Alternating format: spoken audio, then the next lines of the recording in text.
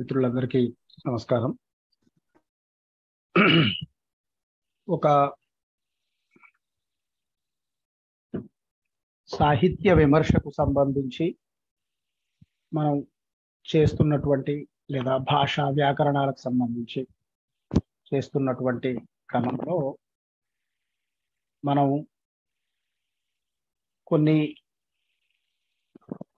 సాహిత్యాన్ని అర్థం చేసుకోవటానికి లేదా కవిత్వాన్ని అర్థం చేసుకోవటానికి మనకి కొన్ని పనిముట్లు ఉంటాయి.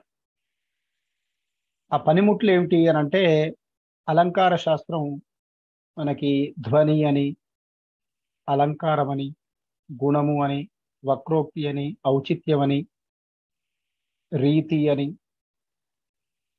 ఇట్లా రసము అని, ఇలా కొన్ని రకాలైనటువంటి అంశాలని సాహిత్యాన్ని మనం అర్థం చేసుకోవటం ఎట్లా అని నిర్దేశించి ఉన్నారు. అట్లాగే సాహిత్యంలో కవులైనటువంటి వాళ్ళు కొన్ని ప్రయోగాలు చేసినప్పుడు, కొన్ని రకాలైనటువంటి కొత్త అభివ్యక్తిని సాధించినప్పుడు, వాటికి సంబంధించిన విషయాన్ని అర్థం చేసుకోవటానికి, వాటికి సంబంధించిన మౌలికమైనటువంటి స్వభావాన్ని తెలుసుకోవటానికి మనకు కొన్ని రకాలైనటువంటి అప్రోచెస్, కొన్ని రకాలైనటువంటి విమర్శ రీతులతో పరిచయం అవసరం. ఈ విమర్శ రీతుల యొక్క పరిచయం ఉండటం వల్ల రెండు రకాలైనటువంటి లాభాలు ఉన్నాయి. ఒకటి, ఒక కవి ఎంత సాంకేతికమైనటువంటి, శిల్పపరమైనటువంటి లేదా వినూత్నమైనటువంటి అభివ్యక్తిని సాధించినా, దానికి సంబంధించిన అవగాహన మనకు ఉన్నప్పుడు మనకు చాలా విషయాలు తెలిసేటటువంటి వీలుంది. ఇది మొదటి అంశం. రెండవ అంశం, అసలు అలాంటి ఒకానొక విషయాన్ని అర్థం చేసుకోవటానికి, అలాంటి విషయాన్ని కవి ఏమీ వ్యక్తం చెయ్యడు, తన అభివ్యక్తిని తాను చెప్పుకుంటూ వెళ్ళిపోతాడు. విమర్శకుడు అయినటువంటి వాడు వాటిని మనకు చెప్పటానికి, వ్యక్తం చేయటానికి కొంత ప్రయత్నం చేస్తాడు. అలాంటి ప్రయత్నంలో మనం కొన్ని రకాలైనటువంటి శిల్ప పద్ధతులని లేదా విమర్శించేటటువంటి పద్ధతుల్ని తెలుసుకోవాల్సి ఉంటుంది. అందులో ఆయా సిద్ధాంతాలని లేదా ఆయా శిల్పరీతులని అవగాహన చేసుకోవటం కూడా ఒక భాగంగా ఉంటుంది అన్నది మనం గుర్తించవలసినటువంటి ప్రధానమైనటువంటి అంశం. ఇది మౌలికంగా ఒక అంశం. గత వారం మనం భావచిత్రం అనేటటువంటి అంశాన్ని గురించి మనం మాట్లాడుతున్నాం. ఈ భావచిత్రం ఏమి చేస్తుంది అని అంటే, ఒకానొక గుర్తుని కవి ఉపమాన ఉపమేయాలలో ఉపమేయాన్ని మాత్రమే వర్ణించటం ద్వారా భావచిత్రాన్ని మనం తెలుసుకుంటాము అని చెప్పి అనుకున్నాం. అయితే అందులో కీలకాన్ని ఆ కవి ఎక్కడో ఒక దగ్గర వ్యక్తం చేస్తాడు అని కూడా అనుకున్నాం. అలా వ్యక్తం చెయ్యకపోతే మనం దాన్ని ప్రతీకగా చెప్పవచ్చు అని కూడా పోయిన వారం మనం అనుకున్నాం.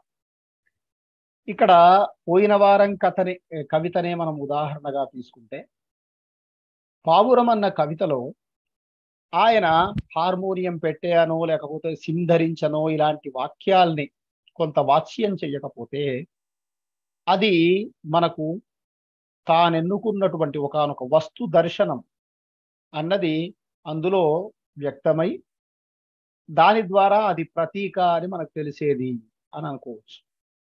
అట్లాగే బాలింతరాలు అర్థాంగి అని వాచ్యం చెయ్యకపోతే, ఇవాళ తువ్వాల గూర్చి కవితలో కూడా అదే రకమైనటువంటి స్థితి, ప్రతీకగానే ఉండేది. అట్లాగే చిలకలు వాలిన చెట్టు, ఇలాంటి కవితల్లో కూడా చివరికి కావ్యం అని చెప్పకపోతే అది భావచిత్ర ప్రతీకగానే ఉండిపోయేది అని స్థూలంగా అనుకున్నాం. అంటే ఇక్కడ మనం గుర్తించవలసినటువంటి ఒక అంశం ఏమిటి అనంటే, ఒకానొక కవితని లేదా ఒకానొక కథని లేదా ఒక నవలని మనం తెలుసుకునేటటువంటి సందర్భంలో, మనం తెలుసుకునేటటువంటి ఒకానొక ఆలోచన విధానానికి సంబంధించినటువంటి అంశం దగ్గర ఇవి మన అవగాహనని ఎట్లా ఉన్నతీకరిస్తున్నాయి అనేది మనం గమనించవలసినటువంటి అంశం. ఇప్పుడు ఇవి లేకుండా కవిత్వం మనకి బాగలేదా? ఇవి లేకుండా మనకు కవిత్వం ఏమీ అర్థం కాదా? ఇవి లేకుండా మనకేమీ విషయం తెలియదా అని మనం ప్రశ్న వేసుకోవచ్చు. ఇవి లేకున్నా కూడా ఒక కవిత మనకి ఆనందాన్ని ఇవ్వవచ్చు. ఇవి లేకున్నా కూడా కవిత ఒక మౌలికమైనటువంటి సత్యాన్నో లేకపోతే ఒక మౌలికమైనటువంటి అంశాన్నో మన కళ్ళ ముందుకు తీసుకురావటానికి అలంకారం ద్వారానో, పోలిక ద్వారానో, మెటఫర్ ద్వారానో ఏదో రకమైన ప్రయత్నం చేయవచ్చు. దానికి ప్రతీకేం అవసరం లేదు. కానీ కవి ఎంత తాత్వికుడైతే అంత దార్శనికమైనటువంటి శక్తి పెరుగుతుంది, లేదా ఎంత దార్శనిక శక్తి ఉంటే అంత తాత్వికుడు అయ్యే అవకాశం ఉంటుంది. అంటే మనం కవి అనేటటువంటి వాడిని, రచయిత అనేటటువంటి వాడిని గురించి చెప్పేటటువంటి సందర్భంలో దర్శనము, వర్ణనము రెండూ ఉండేటటువంటి వాడు అని అంటున్నాం.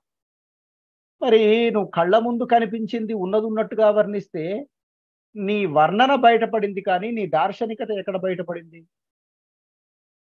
నీ దర్శనం ఎక్కడ కనిపించింది? వస్తువును నువ్వు చూడటంలో, వస్తువును నువ్వు దర్శించటంలో ఏ రకమైనటువంటి మౌలికతని నువ్వు పాటించావు అన్నది కవి యొక్క ప్రతిభకు సంబంధించినటువంటి విషయం.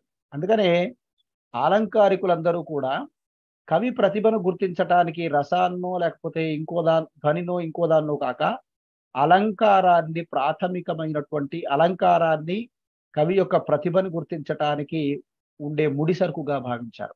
అంటే అతను కొత్త అభివ్యక్తి ఎట్లా ఉంది, చూసే వస్తువుని అతను ఎంత కొత్తగా మనకు కళ్ళ ముందు తీసుకొస్తున్నాడు అని ఒక ప్రతిభకు తార్కాణంగా చెప్పారు. అట్లాగే ఆధునిక కవుల్లో కూడా ప్రతీకని కానీ, భావచిత్రాన్ని కానీ అతను తీసుకున్నటువంటి వస్తువుని దర్శించి మనకు వ్యక్తం చేయటంలో అతడు ఎంత మౌలికమైనటువంటి, నూతనమైనటువంటి విషయాన్ని మన కళ్ళ ముందుకు తీసుకువస్తున్నాడు, మన కళ్ళ ముందుకు దాన్ని ఎంతగా వ్యక్తం చేయటానికి ప్రయత్నిస్తున్నాడు అన్నది మనం కవి ప్రతిభని అంచనా వేయటానికి ఇలాంటి కవితలన్నీ కూడా, ఇలాంటి సాహిత్యం అంతా కూడా మనకు దోహదపడుతుంది.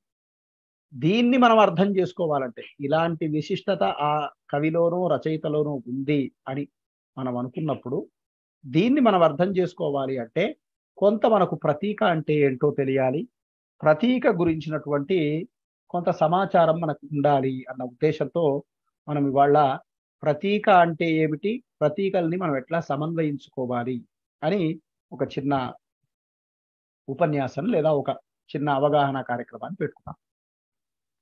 ఇప్పుడు అలంకారంలో కూడా ఒక వస్తువు ఉంటుంది, ప్రతీకలో, భావచిత్రాల్లో కూడా ఒక వస్తువు. అలంకారంలో ఉన్న వస్తువు మనకు పోలిక ద్వారా తెలిసిపోతుంది.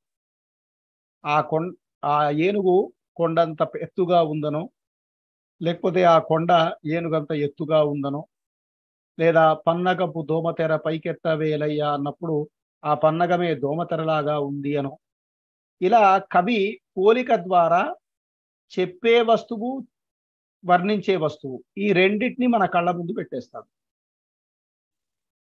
భావచిత్రంలో చెప్పని వస్తువుని మనకు కొన్ని పోలికల ద్వారా చూపించటానికి ప్రయత్నం చేస్తున్నాడు. ప్రతీకలో వస్తువు కవి దర్శించాడు, దాన్ని వాచ్యంగా ఎక్కడా చెప్పకుండా తాను ఒక సంకేతం ఆధారంగా దాన్ని మన కళ్ళ ముందుకు తేవటానికి ప్రయత్నిస్తాడు. ఇది ప్రతీకలో కనిపించేటటువంటి ఒక అంశం. అంటే ప్రతీక భావచిత్రం కంటే కూడా అర్థం చేసుకోవటానికి కొంత క్లిష్టమైనటువంటి వ్యవహారం. దాన్ని అర్థం చేసుకోవటం ప్రతి అలంకారం అంతా భావచిత్రం అంతా సామాన్యమైనటువంటి విషయం కాదు.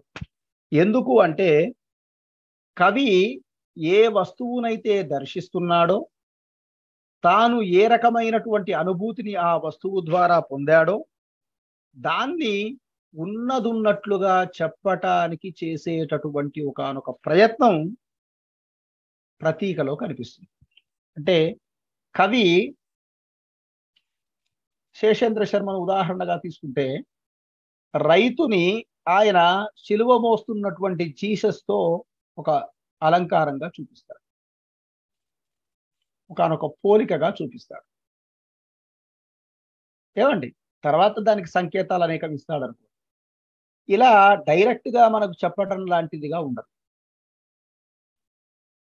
మళ్ళీ ప్రతీక మనం కేవలం గుర్తులు సంకేతాలు కాదు, ఇది మనం ఇంకో రకంగా మనం గుర్తించవలసినటువంటి అంశం.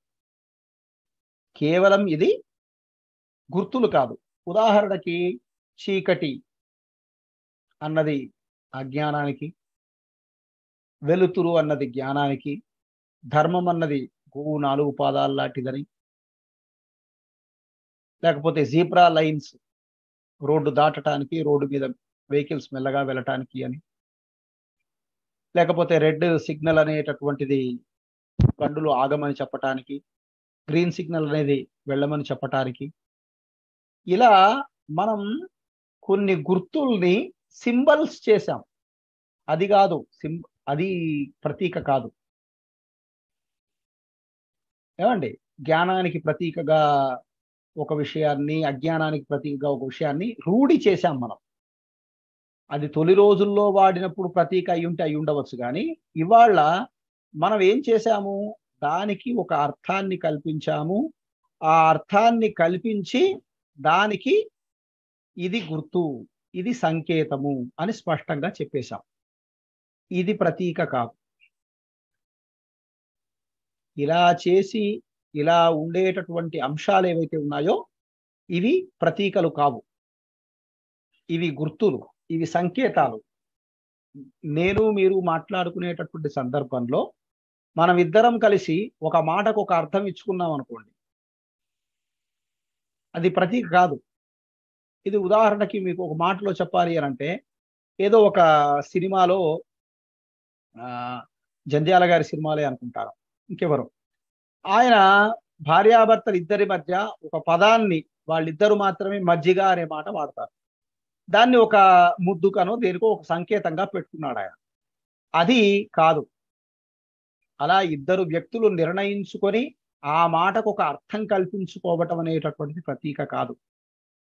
కవి తాను దర్శించినటువంటి ఒకానొక విషయాన్ని, తాను దర్శించినటువంటి ఒకానొక వస్తువు యొక్క తత్వాన్ని కళ్ళ ముందు నిలపటానికి చేసేటటువంటి ఒకానొక ప్రయత్నంలో కవి అనుభూతి గాఢత నుంచి వ్యక్తమయ్యేటటువంటి ఒకానొక పదార్థం, వ్యక్తమయ్యేటటువంటి ఒకానొక అంశం ఏంటండి,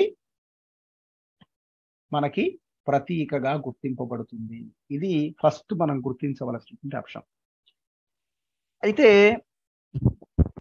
ప్రతీక ఎట్లా ఏర్పడుతుంది అని అంటే, ఒక అసలు వస్తువును చెప్పకుండా అనుభూతిని కేంద్రంగా చేసుకుని మరో వస్తువుని చెప్తాడు. చెప్తాను, చూపియండి. ఒక వస్తువు ద్వారా చెప్పడం ద్వారా అసలు వస్తువును స్ఫురింపజేసేటటువంటి ప్రక్రియలో ప్రతీక ఏర్పడుతుంది. అంటే చెప్పని వస్తువు చెప్పిన విషయానికి సంకేతంగా ఉంటుంది అన్నది మౌలికంగా మనం గుర్తించవలసినటువంటి విషయం. ఉదాహరణకి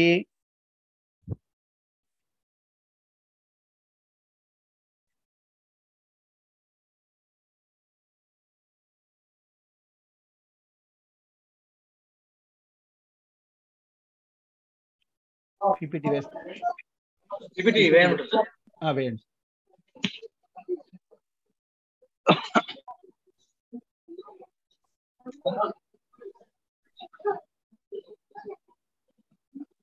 మొదటి స్లైడ్. చెప్పని వస్తువుని స్ఫురింపజేసే వస్తువు చెప్పిన వస్తువుకి ప్రతీక అవుతుంది అని చెప్పి మనం ఒక మాట అన్నాం. ఏమండి, అంటే నీవు ఏం చెప్తున్నావో అది కాక మరో రకమైనటువంటి వస్తువుని కళ్ళ ముందుకు తీసుకురావటమే ప్రతీక యొక్క ఉద్దేశ్యం. అంటే ఇప్పుడు కవిత్వం కూడా పరోక్ష రచననే కదా, ఫిగర్ ఆఫ్ స్పీచే కదా.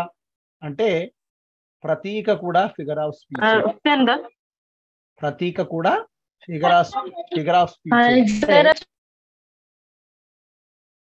అభివ్యక్తిలో దానికి ప్రాధాన్యం ఉంది. అట్లాగే సృష్టిలో ఉన్నటువంటి ఒకానొక వస్తువుకి అభివ్యక్తి సందర్భాన్ని బట్టి ఏదో ఒక తత్వానికి ప్రతీకగా వినియోగించవచ్చు అని ఇంతకుముందు మనం అనుకున్నాం.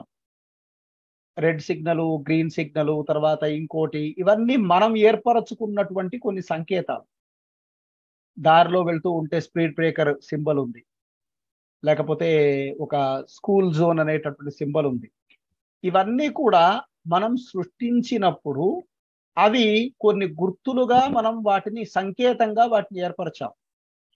ఇలా ఏర్పరచేటటువంటి అంశాలు ఏవైతే ఉన్నాయో అవి ప్రతీకలుగా ఉండవు, అవి కేవలం గుర్తులుగా ఉండిపోతాయి. వాటికంటే ఒక ఉన్నతమైనటువంటి స్థితి ప్రతీకది.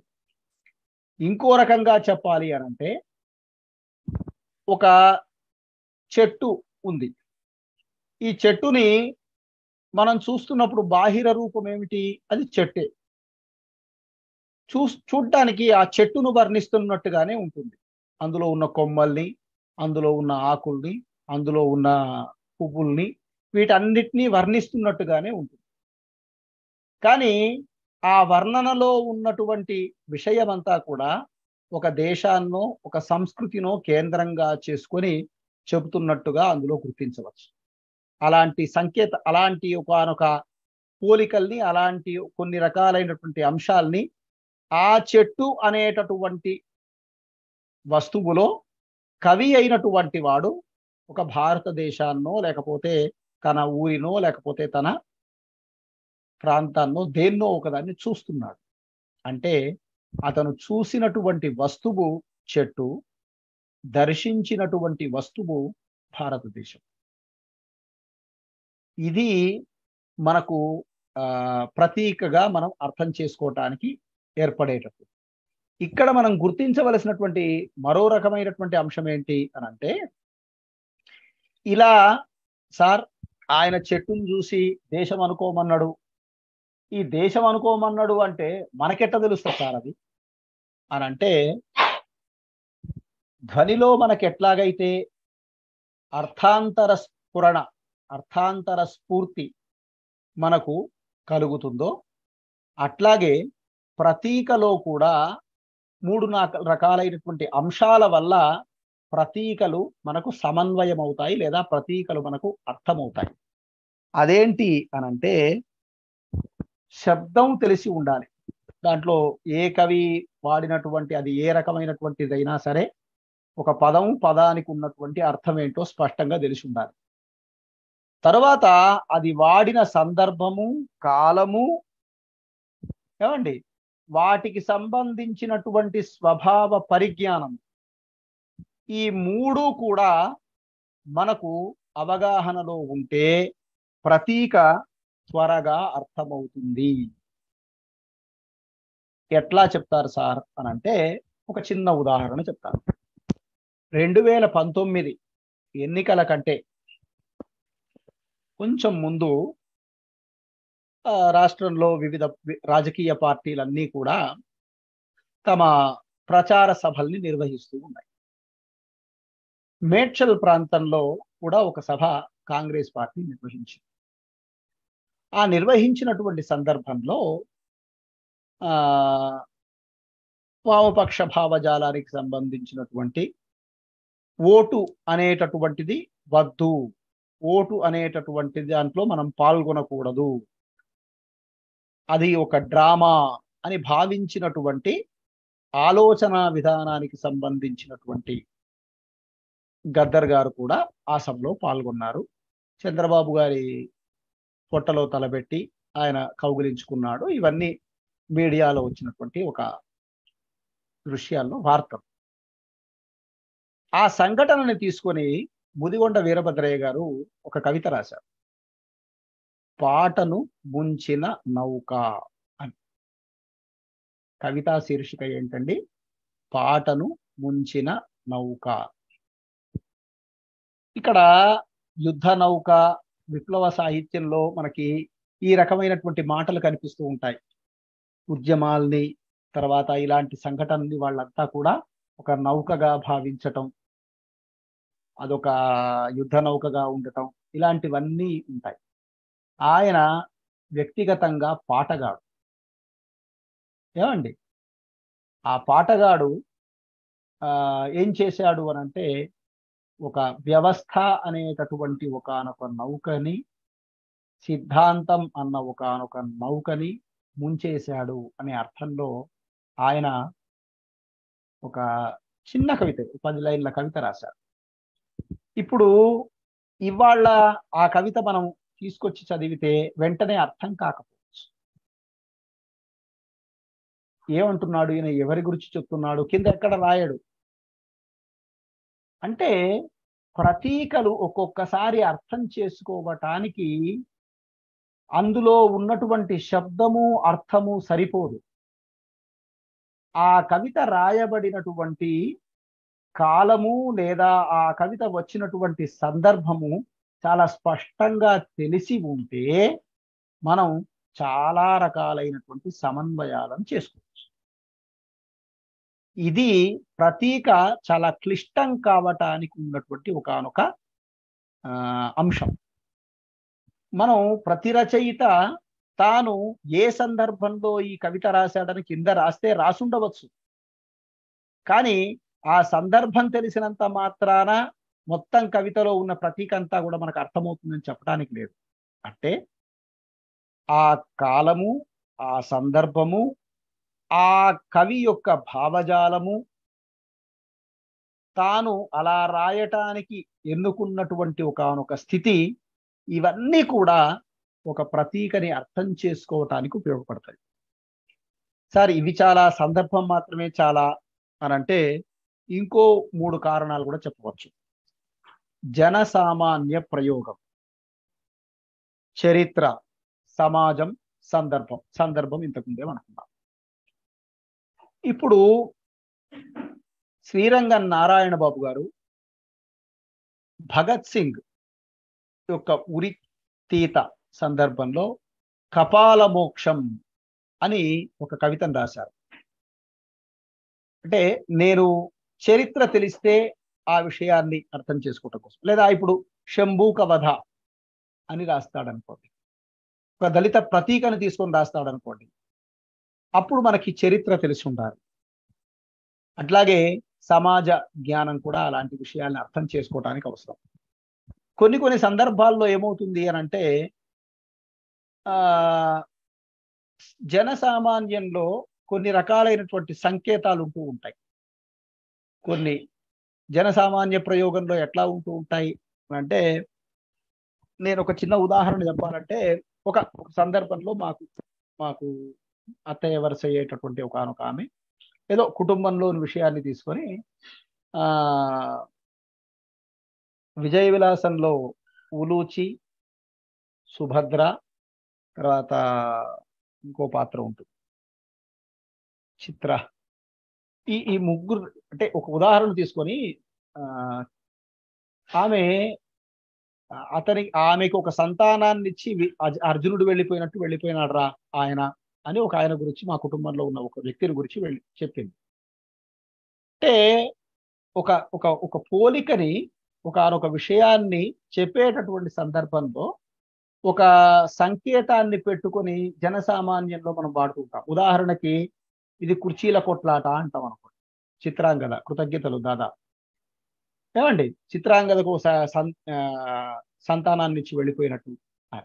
ఇక్కడ అనదలుచుకున్నటువంటి మాట ఏమిటి అనంటే, ఒక జనసామాన్యంలో ఇది కుర్చీల కొట్లాట అన్నాం. ఈ కుర్చీల కొట్లాట అనేటటువంటిది ఏమైంది అనంటే, కుర్చీ కూర్చునేటటువంటి వస్తువు కాదు అని ఒక రూఢి మనం పెట్టుకున్నాం. నెక్స్ట్ స్లైడ్కి వెళ్దాం. కుర్చీ ఒక రెండవది కుర్చీ దానికి సంకేతం అనుకున్నాం. ఇక్కడ నేను 2-3 పదాలు చూపించాను. మట్టి, చెట్టు, గులాబీ పువ్వు అని ఒక 3 రకాలైనటువంటి అంశాలని చెప్పాను నేను ఇక్కడ.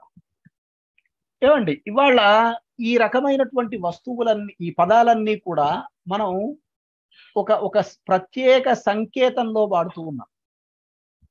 ఏమండి, అంటే ఇవి ఏమవుతాయి తెలుసా? సామూహిక ప్రతీకలు, సాధారణ ప్రతీకలు అవుతాయి. నెక్స్ట్ స్లైడ్ లో అది మీకు అర్థమవుతుంది.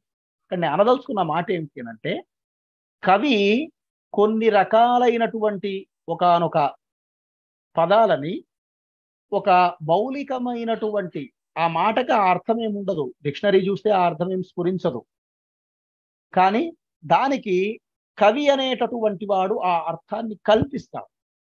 అలా కల్పించటం ద్వారా కొంతమందికి అది పరిపూర్ణంగా అలాంటి భావన ఏర్పడుతుంది. ఇలాంటి వాటిని మనం సామూహిక ప్రతీకలు అనుకుంటాం. ఇక ప్రతీక కవిత్వంలో లేదా ప్రతీక వాదులు చెప్పేటటువంటి మాట ఏమిటి అంటే, సంగీతంలాగా, స్వప్నంలాగా ప్రతీక ఉండాలి అని వాళ్ళదొక ప్రధానమైనటువంటి అంశం. స్వప్నంలాగా, సంగీతంలాగా ఉండాలి అని. స్వప్నం అచేతన స్థితిలోనూ ఒకానొక భావ ప్రపంచానికి సంబంధించినటువంటి ఆలోచన, కానీ ఉదయపు వాస్తవికత అందులో ఉంటుంది. మనం ఉదయం నుంచి చేసినటువంటి ఒకానొక వాస్తవికతకు సంబంధించినటువంటి అంశం అందులో ఎక్కడో దగ్గర వ్యక్తమవుతూనే ఉంటుంది, వాస్తవికత అన్నది.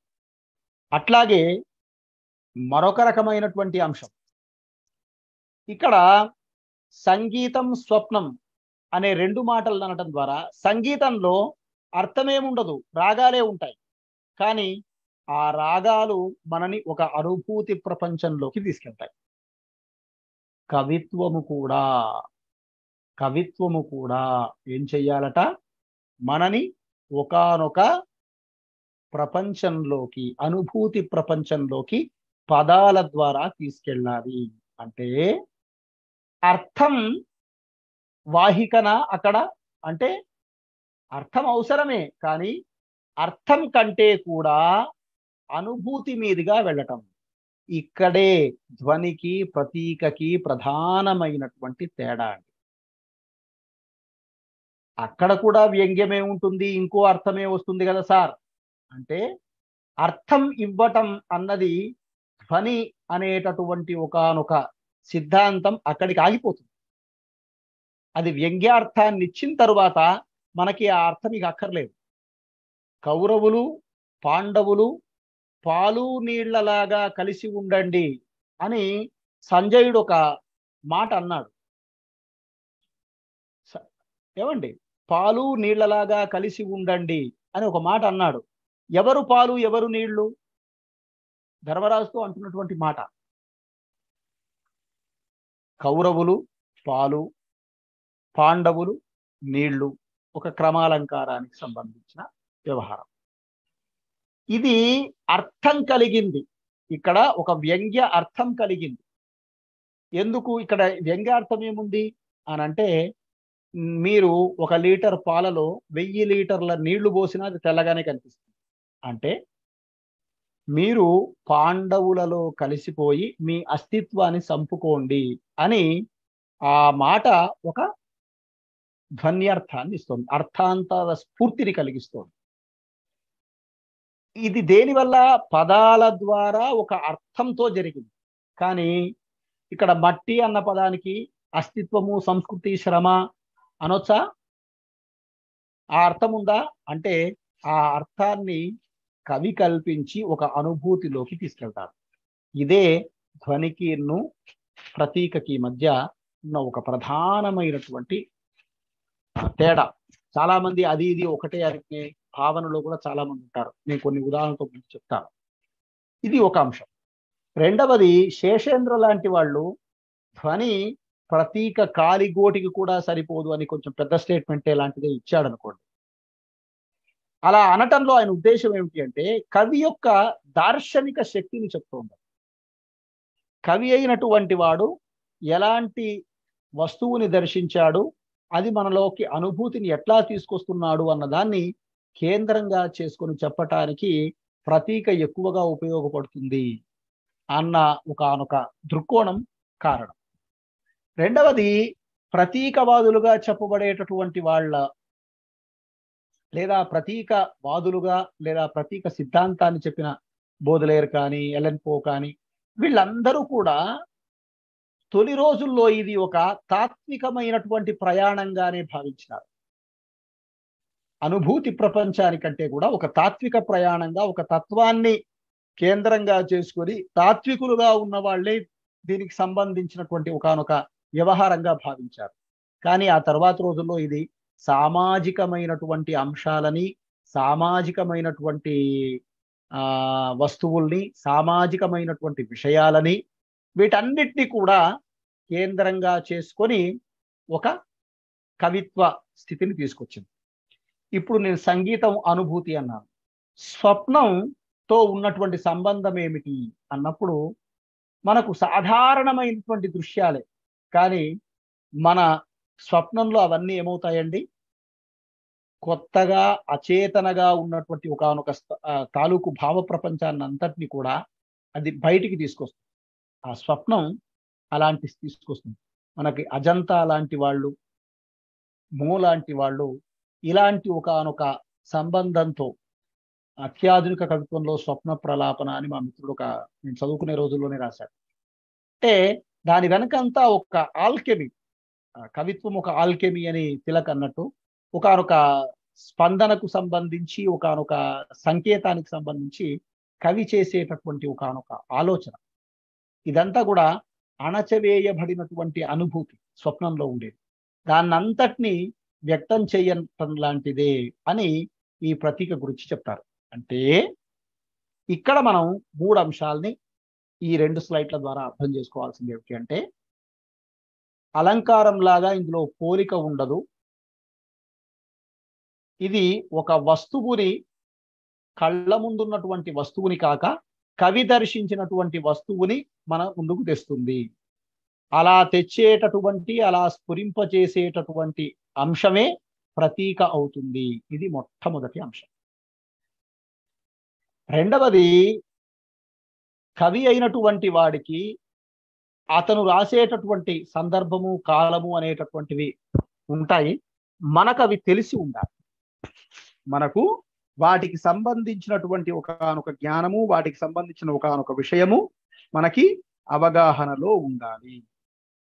సందర్భం అదే ఇంతకుముందు నేను పాటను ముంచిన నౌకాను, కపాల మోక్షమను ఒక చెప్పాను. ఇది తెలిసినప్పుడు జనసామాన్య వ్యవహారము, చరిత్ర ఇలాంటివి తెలిసినప్పుడు ఆ సంకేతాలు త్వరగా విడిపోతాయి.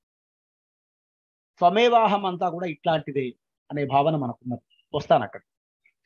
ఇక మూడవది, మనలో ఉన్న సంగీతానికి, స్వప్నానికి దీన్ని పోల్చటంలో ఉన్నది ఏమిటి అంటే అనుభూతి గాఢతని చెప్పటమే ఇందులో ఉన్న ప్రధానమైనటువంటి అంశము అని మనం గుర్తించాలి.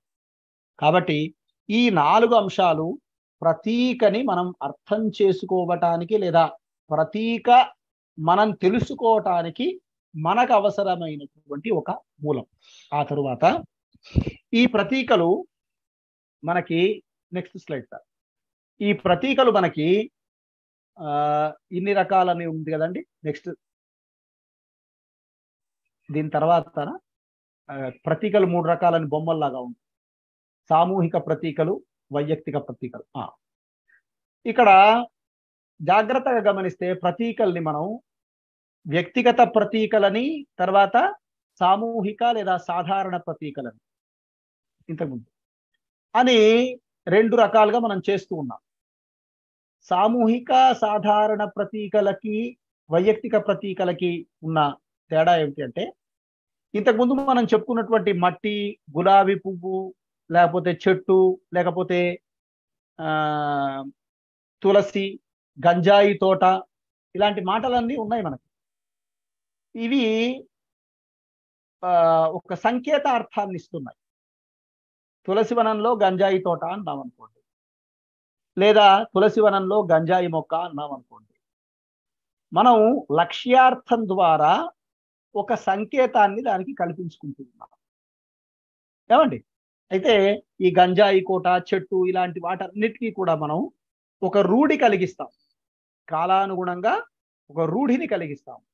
అలా రూఢిని కలిగించినటువంటి అంశాలు ఏవైతే ఉన్నాయో వాటిని మనం కవిత్వంలో ఉపయోగించినప్పుడు అవి సాధారణ సామూహిక ప్రతీకలు అవుతాయి. అంటే ఇది అర్థం చేసుకోవటానికి పాఠకుడిగా మనం ఏమి పెద్ద శ్రమ పడాల్సిన పని లేదు. సామూహిక ప్రతీకల్ని, సాధారణ ప్రతీకల్ని అర్థం చేసుకోవడానికి మనం ఏమి శ్రమ పడాల్సిన పని లేదు. కానీ వైయక్తిక లేదా వ్యక్తిగత ప్రతీకలు ఏవైతే ఉన్నాయో వాటి దగ్గర మనం కొంచెం శ్రమ. ఎందుకు? నేను ఏ అనుభూతికి లోనయ్యానో దాన్ని ఆ వస్తు దర్శనంలో నేను వ్యక్తిగతమైనటువంటి ప్రతీకను సృష్టించి చెప్పినప్పుడు పాఠకుడికి ఆ ప్రతీక అర్థం కావాలంటే చాలా కష్టంగా ఉంటుంది. ఇప్పుడు కపాల మోక్షం అన్నటువంటిది ఒక చరిత్ర సందర్భమే అయినా సరే, ఎక్కడో దగ్గర భగత్ సింగ్ అనేటటువంటి పేరు రాకపోతే, లేకపోతే భగత్ సింగ్ సంబంధించిన ఒక ఘటన అందులో చెప్పబడకపోతే, ఆ ప్రతీక మనకు ఏ రకమైనటువంటి ఉద్యమాల్లో పనిచేసినటువంటి వ్యక్తి అయినా సరే అన్యాయంగా అతడు చనిపోతే ఆ కవిత దేనికైనా వర్తిస్తుంది. అంటే నిర్దిష్టమైనటువంటి అర్థం ఉండదు దాంట్లో. నిర్దిష్టమైనటువంటి అర్థం లేకుండా ఏ రకమైనటువంటి ఉరితీతకు గురైనటువంటి ఎవరైనా సరే అందులోకి వచ్చి చేరిపోతారు. ఏ నాయకుడైనా అందులోకి వచ్చి చేరిపోతారు. సరే, ఆ విషయాన్ని పక్కకు పెడితే వ్యక్తిగతమైనటువంటి ప్రతీకలు మనకు చాలా త్వరగా అర్థం కావు. అందుకని ఆధునిక యుగంలో ఏం జరిగింది? ఒక పాత్రను, ఒక సన్నివేశాన్నో, ఒక సందర్భాన్నో దానికి ప్రతీక చేసుకొని సంకేతంగా ఉపయోగించడం మొదలుపెట్టారు. ఇది ఒకటి. రెండవది, కవి తన ఉద్దేశానికి అనుగుణంగా తానే ఒక వస్తువును సంకేతంగా చెప్తాడు. ఇప్పుడు ఉదాహరణకి తిలక్ అమృతం కురిసిన రాత్రి అనే కవిత ఉంది. తిలక్ అమృతం కురిసిన రాత్రి తన ఉద్దేశాన్ని తానే ఒక వస్తువుని ఎన్నుకొని, ఇప్పుడు ఈ అమృతం కురిసిన రాత్రి ఏంటి వర్ణిస్తున్నాడు. అమృతం ఏమిటి? ఆ కవిత వేయగలిగితే వేయండి జేపీ సార్. అమృతం కురిసిన రాత్రి కవిత.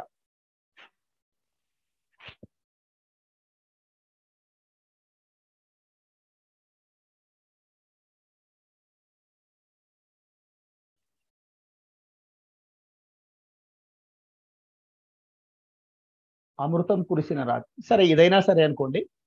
ఇది ఇంకో రకమైన దానికి కూడా ఉదాహరణగా దొరుకుతుంది. అమృతం కురిసిన రాత్రి మొదటి 10 కవితల్లోనే. పర్లేదు. ఇప్పుడు ఆ అమృతం కురిసిన రాత్రి, ఆ రాత్రి ఏం జరిగిందో అదంతా చెప్తున్నాడు ఆ కవితలో. ఏమిటి, తాను ఎక్కడికో పోయాడని, ఎవరో దారిలో పిలుచుకొచ్చారని, ఎవరో ఇట్లా జరిగిందని, ఈ రకమైనటువంటి ఉదాహరణలన్నీ చెప్పుకుంటూ వచ్చాడు. వీళ్ళందరూ నిద్రపోయారు, నేను మాత్రమే మెలుకొని ఉన్నాను, నేను మాత్రమే ఫలానా దగ్గరికి వెళ్ళొచ్చాను, అందుకని నాకు అమృతం దొరికింది అన్నాడు. ఏమండి, ఆ అమృతం ఏమిటి అనంటే ఆయన చాలా స్పష్టంగా మనకి చివరికి అర్థమయ్యేది ఏంటి? అమృతం తాగాను కాబట్టే నేను కవినయ్యాను. ఆ అమృతం ఏంటి? అమృతం కురిసినది అనంటే తనలో నుంచి కవిత్వం కురిసినది. అమృతాన్ని కవిత్వానికి సంకేతంగా వాడాడు. ఇది ఒక వ్యక్తిగతమైనటువంటి, వైయక్తికమైనటువంటి, ఇదే అమృతాన్ని ఇంకొకడు ఇంకో రకమైనటువంటి అంశానికి సంకేతంగా వాడవచ్చు. అమృతం అనే ఈ మాటనే, ఈ వస్తువునే మరొకరు మరో రకమైన దానికి సంకేతంగా వాడవచ్చు. అంటే వైయక్తిక ప్రతీకలలో ఏం జరుగుతుందండి? వైయక్తిక ప్రతీకలలో నా కవితకి అమృతం అన్నమాట ఒక సంకేతాన్ని ఇస్తుంది, నీవు రాసిన కవితకి అమృతం అన్నటువంటి మాట మరో సంకేతాన్ని ఇస్తుంది. రెండు వేరు వేరు సంకేతాలు ఏమండి. అందుకని అక్కడ మనం ఏమన్నాం, కవి అయినటువంటి వాడు తాను దర్శించినటువంటి ఒక వస్తువుకు సంకేతంగా ఎన్నుకుంటాడు అన్నాడు. చూడండి, నన్ను చూసి వాళ్ళు కిలకిలా నవ్వారు, అందరూ నిద్రపోతున్నారు, ఇలా ఆ ప్రతిస్పందన కూడా వెంటనే ఈ నన్ను చూసి కిలకిలా నవ్వారు, అందమైన వాడు, ఆనందం మనిషి అయిన వాడు, కిరీటం కుచ్చులాగున్నటువంటి కిరీటం ధరించాడు, ఇవన్నీ కూడా ఏంటి అంటే సహృదయుడైనటువంటి వాడి యొక్క స్పందనలు లాంటివి అని అనుకుంటే, చివరికి వచ్చేసరికి పైన అమృతం కురిసిన రాత్రి అందరూ నిద్రపోతున్నారు, అలవాటుని అస్వతంత్రతని కావలించుకున్నారు, అధైర్యంలో తమలో తాము ముడుచుకుపోయి పడుకున్నారు, అనంత చైతన్యోత్సవ ఆహ్వానాన్ని వినిపించుకోలేకపోయారు. అందుకే పాపం ఈనాటికి ఎవరికీ తెలియదు నేను అమరుడునని. కవి అయినటువంటి వాడు అపారే కావ్య సంసారే కవిరేవ ప్రజాపతి లాగానే అతను బ్రహ్మ అని చెప్పడంతో పాటు అతడు నాస్తి ఏషాం జరా మరణజం భయం తేషాం యశక్కాయే జరా మరణజం భయం. కవి అనేటటువంటి వాడికి స్థిరంగా ఉంటాడు. రాజు కవి అనేటటువంటి కవితలో కూడా జాషువా ఇలా పోలికల ద్వారా చెప్పాడు తప్ప, రాజు జీవించే ప్రజల రాజు జీవించే రాతి విగ్రహముల యందు, కవి జీవించే ప్రజల నాలుకల యందు అన్నారు. అది వాచ్యం అయిపోయింది. కానీ ఇక్కడ కవిత్వం అనేటటువంటి ఒకానొక పదార్థాన్ని నేను తాగటం వల్ల, కవిత్వం అనేటటువంటి ఒకానొక పదార్థం నా నుంచి రావటం వల్ల నేను అమరుడినయ్యాను అని ఈ మొత్తం తాను అమరుడిని అంటే కవిని ఎందువల్ల అంటే కవిత్వం అనేటటువంటి అమృతాన్ని ఒలకబోసినందుకు, తాగినందుకు, వ్యక్తం చేసినందుకు, వాటెవర్ ఇట్ ఇస్. ఈ ఒక సంకేతాన్ని, ఇది మనకు కొంచెం వ్యక్తిగతమైనటువంటి ప్రతీక కాబట్టి మనం వెంటనే ఒక్కొక్కసారి తెలుసుకోగలుగుతాము, చెప్పగలుగుతాము, చెప్పలేము. ఇది వ్యక్తిగత ప్రతీకల దగ్గర ఉండేటటువంటి ఒకానొక సమస్య. ఇలా ఒక్కొక్కరు ఒక్కొక్క రకమైనటువంటి, మా నాన్నని నేను ప్రతీక తీసుకొని రాశానండి అంటాడు, మనకు తొందరగా స్ఫురించదు ఒక్కొక్కసారి.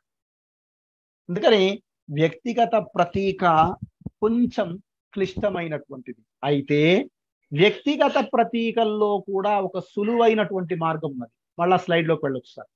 ఒక సులువైనటువంటి మార్గం ఉన్నది. అదేంటి అనంటే పురాణ ప్రతీకలు. అదేంటండి? పౌరాణికమైనటువంటి ప్రతీకలు. ఈ పౌరాణిక ప్రతీకలు ఇదే తిలక్ తపాలా బంట్రోతు అనేటటువంటి ఒకానొక కవితలో నిరుద్యోగ తప్తుడైన నవీన యక్షుడిని అని వాడతారు. ఏమండి? నిరుద్యోగంలో ఉన్న యక్షుడు అన్నాడు, నవీన యక్షుడు అన్నాడు. ఇప్పుడు యక్షుడు అనేటటువంటి వాడెవడు అంటే మహాభారతంలో ప్రశ్నలు అడిగినటువంటి ఒకానొక వ్యక్తి. యక్ష ప్రశ్నలు అని అంటాం కదా. మహాభారతంలో ప్రశ్నలు అడిగినటువంటి వ్యక్తి. నిరుద్యోగి ప్రశ్నలు అడుగుతాడా? ప్రశ్నలకు జవాబు చెప్తాడా? ప్రశ్నలకు జవాబు చెప్తాడు. నవీన యక్షుడు నిరుద్యోగ తప్తుడు. అంటే నవీన యక్షుడు అనేటటువంటి ఒకానొక పదం ఏం చేస్తుంది? అసలు పురాణ అర్థాన్ని వ్యతిరేకం చేసి కొత్త అర్థాన్ని ఇస్తుంది. మనం సినిమాల్లో కూడా చూస్తుంటాం, నేటి గాంధీ లాంటి మాటలు వింటూ ఉంటాం. ఆయన అహింసావాది అయితే ఈయన పూర్తిగా హింసావాదిగా ఉంటాడు. అంటే ఒక పదబంధంలో మనం ఒక సంకేతాన్ని వాడతాం. అలా ఒక పౌరాణిక మహాప్రస్థానం అన్న శీర్షికను గురించి మనం అలాగే చెప్తాం కదా. శ్రీశ్రీ అవతారం గేయంలో వాడినటువంటి ప్రతీకలు, పురాణ ప్రతీకలన్నీ కూడా ఎలా వర్గ పోరాటాన్ని చెప్తున్నాయో అని మనం అంటాం కదా. అంటే ఇప్పుడు ఆమె అప్పటి ద్రౌపది కాదు, దమయంతి కాదు, అని ఒక స్త్రీవాద కవయిత్రి అన్నదనుకోండి, వెంటనే మనకి దానికి ఒక అర్థస్ఫురణ కలుగుతున్నది, ఒక అర్థాన్ని మనం తెలుసుకోగలుగుతున్నాం. అది జరుగుతోంది కదా. కాబట్టి ఇలాంటి వైయక్తికమైనటువంటి ప్రతీకల్ని పాఠకుడు త్వరగా బుర్రలోకి తెచ్చుకోవాలి అనుకుంటే, పాఠకుడికి త్వరగా స్ఫురించాలి అని అనుకుంటే మనకున్న మార్గం ఏంటండి? పౌరాణిక ప్రతీక. ఇది మనకి పంచమ వేదం సతీష్ చందర్. ఇంకా ఆరో వర్ణం ఇక్బాల్ అని ఒకనొక కవి ఉన్నాడు. ఆరో వర్ణం అని రాశాడు. ఐదో వర్ణం కాదు, మైనారిటీలుగా ఉన్న వాళ్ళు ఆరో వర్ణం అని రాశాడు. ఆరో వేలు అని రాశారు. ఏమండి, బొటన వేలు, ఇలాంటివన్నీ కూడా ఏంటండి? ఒక సంకేతం. విలుకాని వీలునామా అని సతీష్ చందర్ రాసినటువంటి కవిత. ఈ విలుకాని వీలునామా, విలుకాడు ఎవరో తెలిసిపోయింది, వీలునామా ఏందో తెలిసిపోయింది, ఏకలవ్యుడు. ఇలా కవి వ్యక్తిగతమైనటువంటి ఒకానొక అనుభూతిని, వ్యక్తిగతమైనటువంటి ఒకానొక విషయాన్ని పురాణ ప్రతీకలతో, ఒక ఐతిహాసిక ప్రతీకలతో చెప్పినప్పుడు చాలా త్వరగా పాఠకుడికి ఆ అనుభూతిని కలిగించేవి ఉంటుంది. కాబట్టి ప్రతీకలలో వ్యక్తిగత, సామూహిక. సామూహిక ప్రతీకలు మనకి ఒక 4 సార్లు 4 కవులు వాడిన తర్వాత అది ఇక ఇన్ జనరల్ గా అర్థం దానికి స్థిరపడిపోతుంది, ఆ రకమైనటువంటి స్వభావం దానికి వచ్చేస్తుంది. కాబట్టి అక్కడ మనకి ఇబ్బంది లేదు. కానీ వైయక్తిక ప్రతీకల దగ్గర మనం కవి అనుభూతి, ఆధునిక యుగంలో రోజుకు ఒక్కరు ఒక్కొక్క రకమైనటువంటి అనుభూతి, ఒక్కొక్క రకమైన అనుభవంలో నిత్యం మారుతున్న అనుభవాలు, మారుతున్న వ్యవస్థలు ఇలా ఉన్నాయి కదా. ఇలాంటి నేపథ్యంలో ఎట్లా అర్థం చేసుకోవాలి అన్నదానికి పౌరాణిక ప్రతీకలు కొంత ఉపయోగపడతాయి. తర్వాత స్లైడ్. తెలుగు సాహిత్యంలో మనకు ఎన్ని రకాలుగా ప్రతీకలు కనిపిస్తాయి, ఎన్ని రకాలుగా ప్రతీక సంబంధించినటువంటివి కనిపిస్తాయి అన్నప్పుడు, ఒక కవితలో ప్రతీకని అక్కడక్కడ వినియోగించటం. ఇదేంటి అనంటే, ఒక వాడుతూ ఉంటాడు కవి. ఇప్పుడు నవీన యక్షుడు అనే ఉదాహరణ చెప్పాను కదా. మొత్తం కవితలో నవీన యక్షుడు అనేటటువంటి ఒకనొక మాట ఒక సందర్భానికి సంకేతం, ఒక వర్ణనలో ఒక విషయానికి సంకేతం.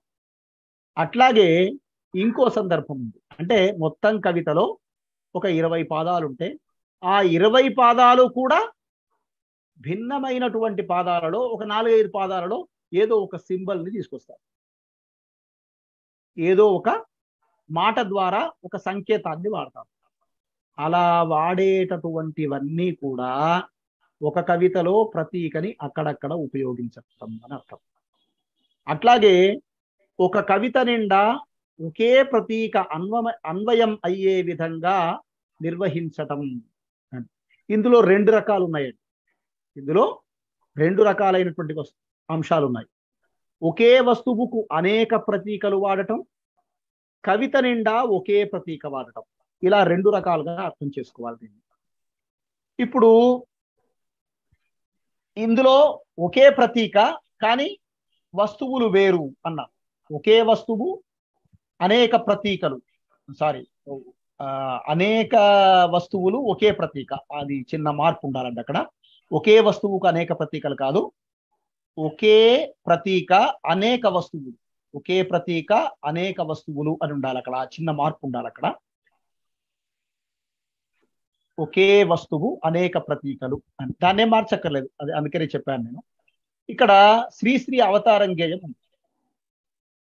అందులో దున్నపోతు యముడు, సింహము దుర్గా, ఎలుక గణపతి, ఇలా 3 రకాలైనటువంటి వస్తువులు ఉన్నాయి. 3 రకాలైనటువంటివి. దున్నపోతు మీద కూర్చున్న యముడున్నాడు, సింహం మీద కూర్చున్న దుర్గ ఉన్నది, ఎలుక మీద కూర్చున్న గణపతి ఉన్నాడు. ఈ 3 భిన్న వస్తువులు. కానీ ఈ 3 భిన్న వస్తువులు ఒకే ప్రతీకని సంకేతంగా చేసుకుని ఉన్నాయి. ఏంటి అనంటే బానిస, యజమాని. ఈ దునపోతు కానీ, ఈ సింహం కానీ, ఎలుకలు కానీ ఇవన్నీ కూడా తిరగబడబోతున్నాయి. ఇవన్నీ తిరగబడబోతున్నాయి అని ఇక్కడ శీర్షికలో కూడా అవతారం అని గేయం శీర్షిక పెట్టారు. ఈ అవతారం అనేటటువంటి శీర్షిక ఏం చేస్తుంది? కొత్త సృష్టిని కదా అవతారం అంటే. భగవంతుడు ఒక్కొక్క సందర్భంలో సమాజంలో అవినీతి లేకపోతే ఇంకోటో పెచ్చు పెరిగిపోయినప్పుడు తాను అవతరిస్తాడు ఇలా చెప్పేటటువంటి సందర్భం కదా. ఇప్పుడు ఈ అవతారం ఏంటి? కొత్త రకమైనటువంటి, అంటే ఈ బానిసలుగా ఉన్నటువంటి వాళ్ళు, యజమాని మోచేతి కింద బతుకుతున్న వాళ్ళు, యజమాని యొక్క పాద ఘట్టంలో నలిగిపోతున్న వాళ్ళు, అణగారిన వర్గాలు, లేకపోతే ఇవన్నీ కూడా మళ్ళీ తిరుగుబాటు చేయబోతున్నాయి అన్నది ఒక కలియుగ అవతారంలో ఈ బానిసలకు సంబంధించిన ఒకనొక విషయాన్ని తీసుకుని ఆయన చెప్తున్నారు. ఇక్కడ అనదలుచుకున్న మాట ఏంటి అంటే, ఈ కవితలో మనకి ఒకే ప్రతీక, ఈ ఎలుక, దున్నపోతు, తర్వాత సింహం, ఇవన్నీ కూడా పనిచేస్తున్నటువంటి వాళ్ళకు ఉదాహరణ. ఏమండి?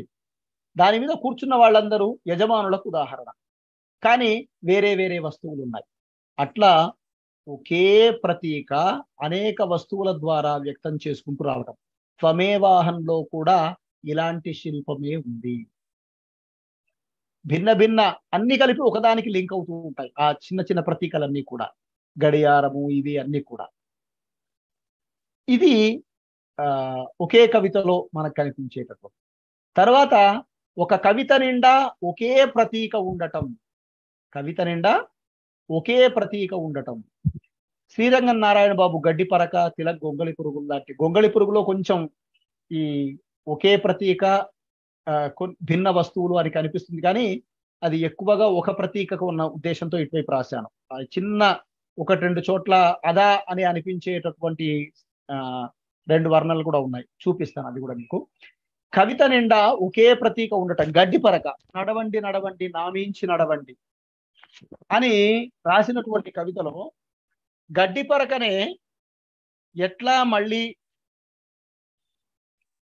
లేస్తుంది, ఎంత తొక్కి వేసినా అది మళ్ళీ ఎట్లా నిలబడుతుంది, అది కొట్టేసినప్పుడు ఎంత షార్ప్గా ఉంటుంది, ఇలాంటి అనేక విషయాల్ని తీసుకుని గడ్డిపరక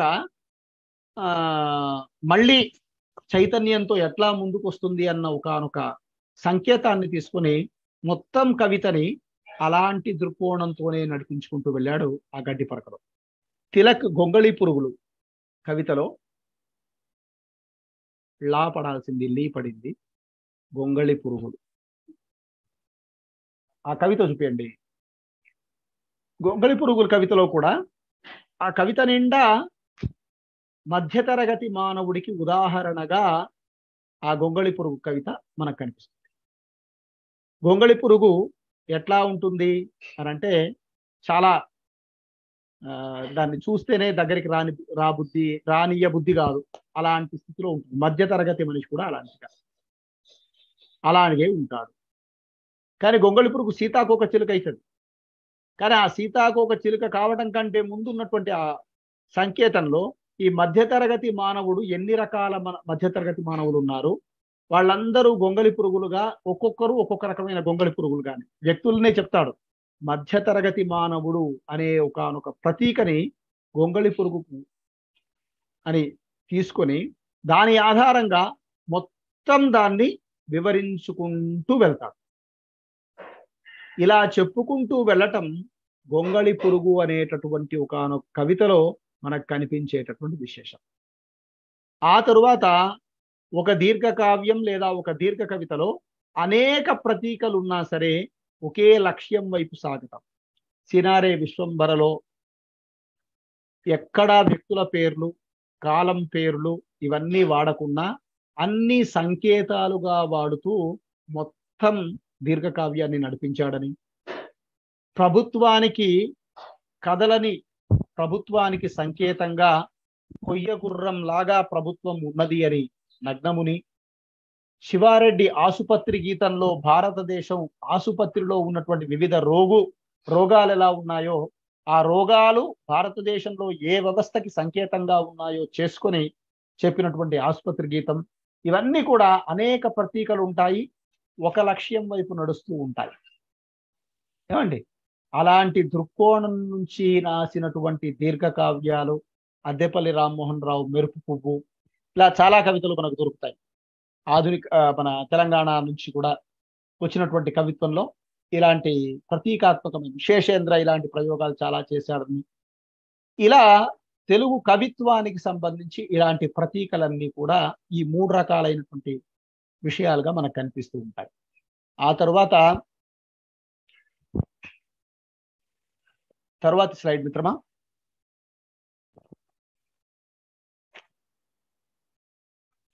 ఇది కాదు, ప్రధానంగా 7 అంశాలు ఉంటాయి అని అంటున్నాం చూసారా, ఇది చివరికి చెప్తాను. అన్నిటికంటే ముదిగొండ ముందర ఇంకా ముందు ప్రతీకలలో ఈ కింది అంశాలు ఉంటాయి అని మనం చెప్తున్నాం. ఇక్కడ ప్రాతినిధ్యం, ఒక విషయానికి మరో విషయం ప్రాతినిధ్యం వహిస్తుంది, లేకపోతే మనకు ప్రతీక అర్థం కాదు. చెట్టు దేశానికి ప్రాతినిధ్యం వహిస్తుంది, మట్టి అస్తిత్వానికి వహిస్తుంది. ఇలా ఒక ప్రాతినిధ్యాన్ని మనం చెప్పక తప్పదు. కపాలము అన్నది భగత్ సింగ్ తలకి సంకేతంగా ప్రాతినిధ్యంగా చెప్పాలి. అట్లాగే సంబంధం అంటే కరస్పాండెన్స్, సంబంధం కనిపిస్తే కవి దేన్నైనా మరొక దానికి ప్రాతినిధ్యం చేయదు, అంతే కదా. సంబంధం లేకపోతే మనం దేన్ని ప్రాతినిధ్యం చేయలేం కదా. పుస్తకాన్ని జ్ఞానానికి సంబంధం ఉన్నది కాబట్టి దాన్ని ప్రాతినిధ్యం చేయగలుగుతాం. మెదడుకి జ్ఞానానికి సంబంధం ఉన్నది కాబట్టి ప్రాతినిధ్యం చేయగలుగుతాం. అలా ప్రాతినిధ్య సంబంధం ఉండాలి. అట్లాగే ఒక తాత్వికమైనటువంటి దార్శనిక స్థితి ఉండాలి. ఇక్కడ కవి అని అంటున్నాను అంటే రచయితలో ఉండదు అని అనుకోవక్కర్లేదు, కథలో కూడా ఇలాంటి పనులు చేయవచ్చు. ఏమండి, ఒక తాత్వికమైనటువంటి సామ్యం ఉండాలి. ఉదాహరణకి కవులు రాసేటటువంటి ఏదైనా ఒకనొక కవితలో లేదా ఏదైనా ఒకనొక అంశాన్ని తీసుకున్నప్పుడు వాడు దానికి ఎన్నుకున్నటువంటి పోలికలు ఎంత తాత్విక సత్యాన్ని వెల్లడిస్తున్నాయి, ఏ తాత్విక సత్యాన్ని వెల్లడించడానికి అతని ఉదాహరణలన్నీ ఉన్నాయి, ఆ సామ్యం మనకు దొరకాలి. తర్వాత ప్రతీక ద్వారా స్ఫురించే అర్థం శబ్దానికి సంబంధించింది కాదు, అది గుర్తుల వల్ల వచ్చేది కాదు, నిక్కచ్చిగా ఇంతే ఉంటుంది అని చెప్పటం కాదు. ఏమండి, ఇప్పుడు అర్థాంతర స్ఫురణ ధ్వనిలో కానీ లేకపోతే ఒక పదానికి ఉన్న అర్థం కానీ ఆ అర్థం ఇలా స్ఫురించిందంటే ఇక అంతే, ఆ అర్థాంత స్ఫురణ మళ్ళీ కలగదు కదా. కానీ ప్రతీక వల్ల వచ్చేటటువంటి అట్లా కాదు, భిన్న అర్థాలు కూడా, అంటే బహుళార్థ సాధకత అన్నది ఆధునిక కవిత్వంలో ఒక కవిత్వానికి ఒక లక్షణంగా మనం చెప్తాం కదా, అలాంటి సామ్యం అక్కడ కనిపిస్తుంది. అట్లాగే తార్కికత ఉండదు, ఇది ఒక సమస్య. అందుకనే ఒక్కొక్కసారి ప్రతీక నీకొకలాగా అర్థమవుతుంది, నాకొకలాగా అర్థమవుతుంది, సామ్యం ఉండదు. ఆ సామ్యం ఏర్పాటులో పునాది ఉంటుంది కానీ సామ్యంలో తార్కికత ఉండదు. చెట్టుకి దేశానికి లేదా భారతదేశానికి లింకులో ఏదో ఒక సామ్యం మనం ఏర్పాటు చేసుకోవచ్చు, కానీ అట్లెట్ట ఇద్దయా అని ఎవడన్నా ప్రశ్నిస్తే మనం జవాబు చెప్పడానికి మన దగ్గర ఏముండదు. ఇప్పుడు నదిని జీవితంతో పోల్చుతూ మనం చెప్పామనుకోండి, ప్రవాహాన్ని జీవితంతో పోలుస్తూ చెప్పాం, ఏందయ్యా రెండిటికి సామ్యం ఏంటి అంటే రెండు ప్రయాణిస్తున్నాయి అనేది సామ్యం. కానీ తార్కికంగా చూసినప్పుడు నువ్వు భూమి మీద నడుస్తున్నావు, అది భూమి మీద నడుస్తుంది, ఈ రెండు కూడా మనకు సామ్యం ఉన్నాయి, కానీ అది నడిచే విధానానికి నువ్వు నడిచే విధానానికి ఎక్కడన్నా లింక్ ఉందా? తార్కికంగా మనకు జవాబు దొరుకుతుందా? దొరకదు. అట్లాగే ఇక్కడ భౌతిక వాస్తవికత ఆత్మిక వాస్తవికతతో ముడిపడి ఉంటుంది అని అంటున్నాం. ఇక్కడ ఏంటంటే కళ్ళ ముందు కనిపిస్తున్నటువంటి ఒకనొక దృశ్యం కవి తన మనసులో దర్శించినటువంటి ఒకనొక ఆధ్యాత్మిక సత్యానికో లేకపోతే ఒక మానసిక సత్యానికో దగ్గరగా ఉండే ఒకనొక స్వభావం ఉంటుంది. తర్వాత అర్థం ఎంత గూఢంగా ఉంటుందో అంత స్పష్టంగా కూడా ఉంటుంది. అందుకనే నిర్దిష్టమైన లక్ష్యార్థం ఉండదు. అట్లాగే నిర్దిష్టమైన అర్థం ఉండటం కూడా ప్రతీకకి స్వభావం కాదు. ప్రతీక భావచిత్రాలలో ప్రాథమికంగా నిర్మాణం ఒకటే, కానీ భావచిత్రంలో కీలకమైనటువంటి ఒకానొక వర్ణన లేదా ఒకానొక పదబంధం ద్వారా దాన్ని విప్పేస్తాడు. ప్రతీకలో ఆ రకమైనటువంటి ప్రయత్నం కూడా జరగదు. ఇది ప్రతీకలో ఉండేటటువంటి ఒక ప్రధానమైన అంశం. ఈ అంశాలు నవలకి వర్తిస్తాయి, కథకి వర్తిస్తాయి, కవిత్వానికి వర్తిస్తాయి. అయితే నవల కథలలో కొంత ఈజీ ప్రతీకని అర్థం చేసుకోవటం. ఎందుకు అనంటే అక్కడ కథ ద్వారా దాన్ని చెప్తాడు కదా, ఆ కథ వలన మనకి ఎక్కడో ఒక దగ్గర ఆ సంకేతం మనకు తెలిసిపోతుంది. అలా ఎందుకు అన్నాడు మనకు తెలిసిపోతుంది. ఉదాహరణకి 1000 పడగల్లో పసిరిగాడి పాత్ర ఉంది. వాడు స్టార్టింగ్ లో వాడిని వర్ణించినప్పుడు అప్పటికి ఇంకా ఆనకట్టాలు లేవు, సమాజంలో ఇంకా ఫ్యాక్టరీలు రాలేదు, కాలుష్యం లేదు, ఇవన్నీ జరిగాయి. బాగున్నాడు వాడు, పచ్చని పొలాల్లో తిరుగుతూ ఉన్నాడు. తర్వాత ఇవన్నీ కాలుష్యం ఇవన్నీ వచ్చిన తర్వాత వాడు రక్తం కక్కుకొని చచ్చిపోయాడు. అంటే ఒకానొక కాలుష్యం ప్రకృతిని ఎట్లా చంపేస్తుంది అన్నదానికి ఆ పాత్రని సంకేతంగా తీసుకొని రాశాడు. కథ ద్వారా మనకు అర్థమవుతుంది ఏమండి. కాబట్టి ప్రతీకకి ఈ రకమైనటువంటి ఒకానొక స్వభావం. తర్వాత అలంకారాలకి ప్రతీకకి మధ్య తేడా ఏంటి అన్నది ఈ స్లైడ్ లో మనం గుర్తించవచ్చు. అలంకారంలో 2 వస్తువులు ఉంటాయి, ఇక్కడ 2 వస్తువులు ఉంటాయి, కానీ ఒకే వస్తువే చెప్పబడుతుంది. ఇది కళ్ళకు కనిపించే వర్ణన, ఇది కళ్ళకు కనిపించదు, మానసికంగా జ్ఞానానికి మాత్రమే తెలిసేటటువంటి. రూపకంలో 2 వస్తువుల అభేదం ఉంటుంది, కానీ ఇక్కడ అభేదంతో సంబంధం లేదు. అట్లాగే వాచ్యార్థం పొసగనప్పుడు లక్షణార్థం, రూపకం ఇట్లాంటివి. వాచ్యార్థం లేకపోతే లక్ష్యార్థం, లక్ష్యార్థం లేకపోతే వ్యంగ్యార్థం ధ్వని ద్వారా మనం తెలుసుకుంటాం. కానీ ప్రతీకలో ఇలాంటివి ఏవి ఉండవు. వస్తువే మనకు కళ్ళ ముందు భాషించాలి. ఉపమాన ఉపమేయాలు చెప్పబడతాయి. ఇక్కడ లక్షణార్థం ప్రతీక కాదు, దాని యొక్క వాస్తవికత లేకపోతే దాని వెనక ఉన్న తాత్వికత మనకి అవసరం. రూపకంలో అభిన్నత అంతే కదా, ముఖపద్మం అన్నామనుకోండి, లేకపోతే శరీర కొంప అన్నామనుకోండి, దుట్ట సమాసం అనుకోండి, శరీర కొంప అని అన్నమయ్య వాడాడు. శరీర కొంప అన్నామనుకోండి, రూపకం. ఒక భిన్న వస్తువులు ఉన్నాయి, కానీ ఇక్కడ అలాంటి రెండో వస్తువు కనిపించదు. తర్వాత ఉత్ప్రేక్షలో ఊహ ఉంటుంది, ఇక్కడ ప్రతీకలో ఊహ కాదు. కవి ఊహించినటువంటి ఒకానొక తాత్వికమైనటువంటి ఒకానొక దృశ్యం, ఒకానొక అంశం కళ్ళ ముందు ఉండాలి. ఇవి అంటే అభివ్యక్తి రీతి అలంకారాల యొక్క కొనసాగింపుగా కవిలో యొక్క అభివ్యక్తి రీతుల్లో వచ్చినటువంటి మార్పుల ఆధారంగా ఇలాంటి ఒకానొక స్థితి జరిగి ఉండవచ్చు. కానీ అలంకారం కేవలం అలంకారంగా, కేవలం భావచిత్రంగా ఉన్నవి ప్రతీకలు కాదు.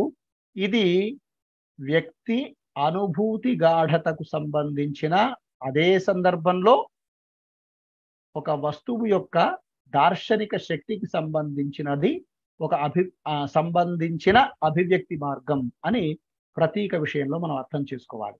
తర్వాత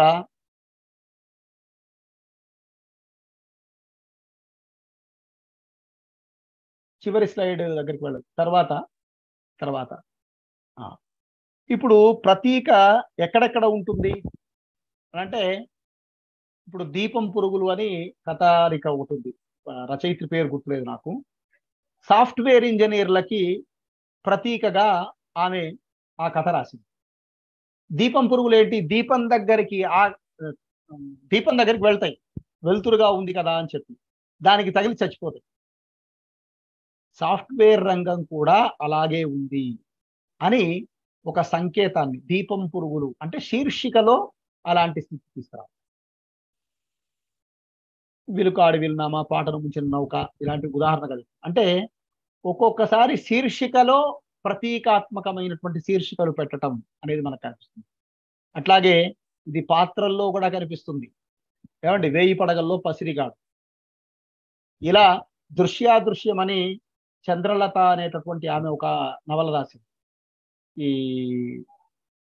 మన పోలవరం ప్రాజెక్టుకు సంబంధించినటువంటి అంశాన్ని కేంద్రంగా తీసుకొని నవలగా రాసుకుంటూ వస్తుంది. అందులో ఒక ఒక పడవని నడిపేటటువంటి ఒక పాత్ర, అటు ఇటు జనాల్ని తిప్పేటటువంటి పాత్ర, భవిష్యత్తులో ఈ వాతావరణం ఇక్కడ ఉండదు, ఇది ముంపులకు గురవుతాయి, ఈ వాతావరణం అంతా ఏంటి అని చెప్పే సందర్భంలో ఆ పడవ నడిపించేటటువంటి పడవని లేదా నడిపించే పాత్రని రెండింటిని కూడా సంకేతంగా తీసుకుని, అంటే క్యారెక్టర్ని సంకేతంగా తీసుకొని వాడుతూ ఉండటం లాంటివి కూడా ప్రతీకలో మనకు కనిపిస్తాయి.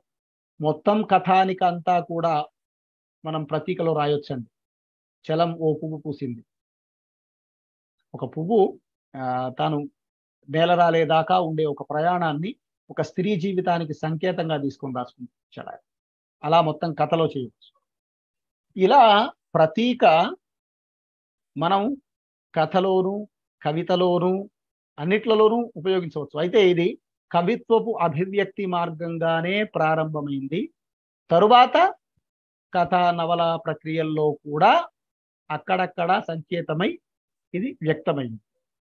అయితే ఒక్కొక్కసారి కథా నవల ఇట్లాంటి వాటిలలో ప్రతీక విషయాన్ని మనం చెప్పినా అది ధ్వన్యార్థంగాను, వ్యంగ్యార్థ స్ఫురణగాను, అర్థాంతర స్ఫూర్తిగాను తోచే అవకాశం ఉన్నది. దానికి కారణం ఏంటి అని అంటే, అందులో ఉన్న కథా నిర్మాణం మనకి ఆ అర్థాన్ని ఇస్తుంది కదా అనే ఒక భావన కలగవచ్చు. అయితే ఆధునిక యుగంలో కవి రచయితలు అర్థాంతర స్ఫూర్తితో రాయటం కంటే కూడా ఒక సింబాలిక్ ఎలిమెంట్తో రాయటం అనే ఒక సంకేతాన్ని తీసుకొని మనం చెప్తూ ఉంటాం. ఇప్పుడు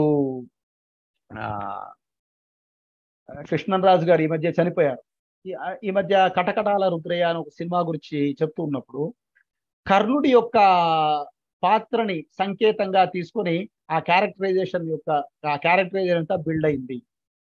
చిన్నప్పుడే వదిలేసినటువంటి తల్లి, ఆ తల్లి తన దగ్గరికి మళ్ళీ ఎప్పుడో సందర్భంలో అంటే కర్ణుడి క్యారెక్టర్ అన్నమాట. దాన్ని నిర్వహించటం వెనక ఆ రచయితకి ఆ కథానాయకుడిని ఎన్నుకోవటం, ఆ కథానాయకుడికి ఆ పాత్ర లక్షణాలు ఎన్నుకోవడం వెనక కర్ణుడు బ్యాక్గ్రౌండ్ లో ఉన్నారు.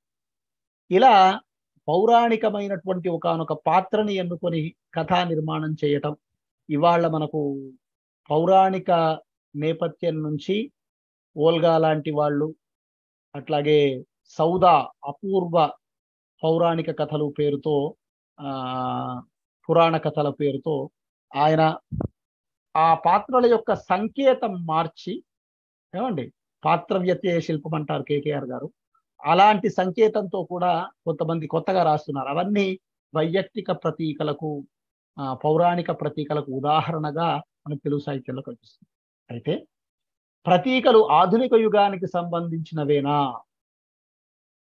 ప్రాచీన సాహిత్యంలో కూడా ఉన్నాయంటారు కదా అని అంటే, అరబిందో ఫ్యూచర్ పోయట్రీ అనేటటువంటి పుస్తకంలో ఈ సింబల్స్ ను గురించినటువంటి కొంత చర్చ చేస్తారు. ఆ సందర్భంలో ఆయన చెప్పేటటువంటి మాట, ఆయన విశ్లేషించిన లేదా ఆయన ఆలోచనల్లో ఏంటి అంటే, ప్రాచీన సాహిత్యంలో ఉండేటటువంటి లేదా వేదవాంగ్మయంలోను, బైబిల్ ఇట్లాంటి వాటిలలో, లేదా ఇతిహాస పురాణాలలో, వీటన్నిట్లలో ఉండేటటువంటి ప్రతీకల యొక్క స్వభావం ఏంటి అంటే, అర్థం అందరికీ వెళ్ళటం కాదు, అర్థం అందరికీ చేరటం కాదు, అర్థాన్ని రహస్యంగా ఉంచాలి కాబట్టి వాళ్ళు సంకేతాలని వాడేవారు. అందుకని వేదాల్లో కానీ లేదా ఇతిహాస పురాణాల్లో కానీ ఆ పాత్రలు ఎందుకు సంకేతాత్మకంగా ఉంటాయి అనంటే, తాము చెప్పదలుచుకున్నటువంటి ఒకానొక అంశం రహస్యంగా వ్యక్తం కావాలి, అందులో ఉన్న అర్థం రహస్యమై ఉండాలి అని భావించటం వల్ల ప్రాచీన కాలంలో ఉండేటటువంటి కవిత్వంలో లేదా సాహిత్యంలో ప్రతీక రహస్య అర్థాన్ని వ్యక్తం చేసే సందర్భంలో సంకేతంగా వాడటానికి. ఇవాళ ప్రబంధ యుగానికి సంబంధించినటువంటి వాటిలో కూడా మనం కథలో ప్రతీకాత్మకత ఎట్లా ఉంటుంది, పాత్రల్లో ప్రతీకాత్మకత ఎట్లా ఉంటుంది, సుగాత్రి శాలీనుడు అనేటటువంటి ఒక కళాపూర్ణోదయంలో ఒక కథ ఉంది. సుగాత్రి అలంకారాలతో ఉన్న కవిత్వానికి ఉదాహరణ ప్రతీక అయితే, శాలీనుడు సహృదయుడికి ఉదాహరణ. అంటే అలంకారాలు లేకుండా కవిత్వాన్ని ఆస్వాదించేటటువంటి ఒక కవికి, ఒక సహృదయుడికి ఉదాహరణగా ఆ కథను నిర్వహించారు. అలా ఆ పాత్రల్ని, ఆ కథని ప్రతీకాత్మకంగా ఎట్లా నిర్వహించారు అని, ప్రబంధాలలో ప్రతీకాత్మకత ఉంటుంది అన్న భావనతో తుమ్మపూడి, కోవెల సుప్రసన్నాచార్య, జీవి సుబ్రహ్మణ్యం గారు విజయ విలాసంలో ప్రతీకాత్మక ప్రవృత్తి అనే వ్యాసం రాస్తూ, ఉలూచి, చిత్రాంగద, సుభద్ర ఇవి ముగ్గురు కూడా వాచ్యార్థం, లక్ష్యార్థం, యజ్ఞార్థం ఈ మూడిటికి ఉదాహరణగా కనిపిస్తారు ఆ ముగ్గురు నాయికలు అని ఒక సంకేత శిల్పాన్ని వ్యక్తం చేయడానికి ప్రయత్నం చేశాడు. అంటే నేను ఇక్కడ అనదలుచుకున్న మాట ఏమిటి అని అంటే, కేవలం ప్రతీక కవిత్వానికి సంబంధించి మాత్రమే కాదు, ప్రాచీన ఆధునిక అనేటటువంటి వ్యవహారానికి మాత్రమే సంబంధించింది కాదు. ఇది నాటకము, నవల, కథ, కవిత, కావ్యం అన్ని ప్రక్రియలకి కూడా ఒక ఉపయోగపడేటటువంటి ఒక అప్రోచ్, ఒకనొక రచనా నిర్మాణం. దుగ్గన నాచికేతోపాఖ్యానం చాలా సంకేతాలతో కూడి ఉన్నది అని కె కోదండరామాచార్యులు అని ఆయన దాని మీద పిహెచ్డి చేసిన ఆయన కొంత చర్చ చేసి ఉన్నారు, నిరూపించి ఉన్నారు. ఇలా సంకేతాలని కేంద్రంగా చేసుకొని ప్రాచీన కవులు ఒక వైజ్ఞానిక విషయాన్నో, ఒక ఆధ్యాత్మిక విషయాన్నో వ్యక్తం చేయటానికి ఒక ప్రయత్నం చేశారు. అలాంటి ప్రయత్నం ప్రతీకలో మనకు ప్రాచీన సాహిత్యం నుంచి ఇప్పటిదాకా కొనసాగుతూనే ఉంది. అయితే ఆ విమర్శా మార్గం మాత్రం ఆధునిక యుగంలోనే ఎక్కువగా దాన్ని విశ్లేషించే, వ్యక్తీకరించే, సమన్వయించే రకమైనటువంటి విమర్శ ఆధునిక యుగంలోనే ప్రారంభమైంది. దాంట్లో ఆర్ఎస్ సుదర్శనం, శేషేంద్ర, జీవి సుబ్రహ్మణ్యం గారు, అట్లాగే ముదిగొండ వీరభద్రయ్య గారు, అట్లాగే కొంతమంది సిద్ధాంత గ్రంథాలు రాసినటువంటి వ్యక్తులు, ఇలాంటి వాళ్ళు, సుప్రసన్న గారు, సంపత్ కుమార్ గారు, ఇలాంటి వాళ్ళు అలాంటి సంకేతాల్ని విడమరిచేటటువంటి ఒకనొక విమర్శని, అలాంటి విమర్శా మార్గాన్ని కొనసాగించినటువంటి వాళ్ళు. ఆధునిక తెలుగు సాహిత్యంలో కవిత్వం అన్న ఒకనొక మాధ్యమాన్ని ప్రతీకల ఆధారంగా విమర్శించడం ప్రారంభమై, అది కథా, నవల, నాటకాల్లో ఇంకా అంత పెద్దగా వచ్చినట్లేదు, కథా, నవల అనేటటువంటి విషయాలకు కూడా మెల్లగా ప్రయాణిస్తూ ఉంది. అలాంటి స్థితిని మీతో పంచుకునే అవకాశం ఇచ్చినటువంటి మిత్రులకి కృతజ్ఞతలు అర్పిస్తూ థ్యాంక్ యూ. ధన్యవాదాలు సార్. గత వారం లాగానే ఈ వారం కూడా సాధారణంగా ప్రత్యేక సమన్వయం గురించి వివరించేందుకు ధన్యవాదాలు. మిత్రులారా, ఈ అంశం సంబంధించి మీ స్పందనని, అలాగే ఈ అంశం పైన మీ సందేహాలు ఏమైనా ఉంటే కూడా అడిగితే సార్ సమాధానాలు ఇస్తారు. స్పందించాల్సిన కోరుతున్నాం. ప్రకాష్ గారు, బివెన్ స్వామి గారు, నారాయణ శర్మ గారు తదితర పెద్దంతా ఉన్నారు.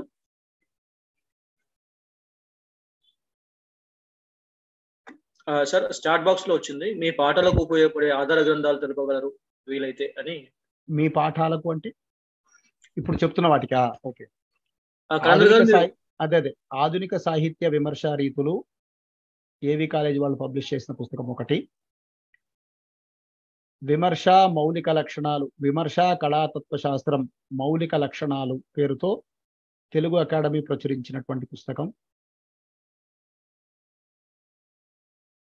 అట్లాగే సమకాలీన కవిత్వంలో ప్రతీక భావచిత్రం అనే ఒక థీసిస్,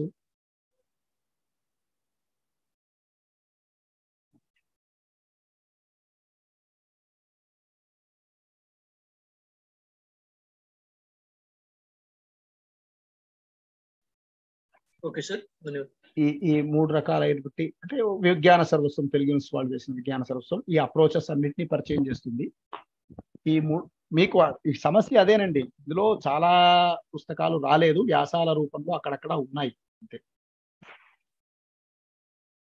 ఇంగ్లీష్ లో మీకు చిన్న బుక్లెట్ లాంటిది దొరుకుతుంది, సింబల్ అనే పేరుతో చిన్న బుక్లెట్ దొరుకుతుంది. అది గమనించండి. ధన్యవాదాలు సార్. భద్రయ్య సార్, శీలం భద్రయ్య గారు, ప్రకాష్ గారు మీతో మాట్లాడుతున్నారు.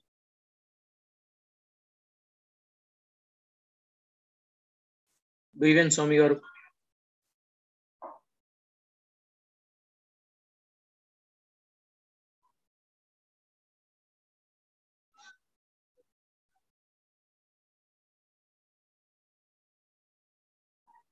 సైదుల్ గారు మాట్లాడండి.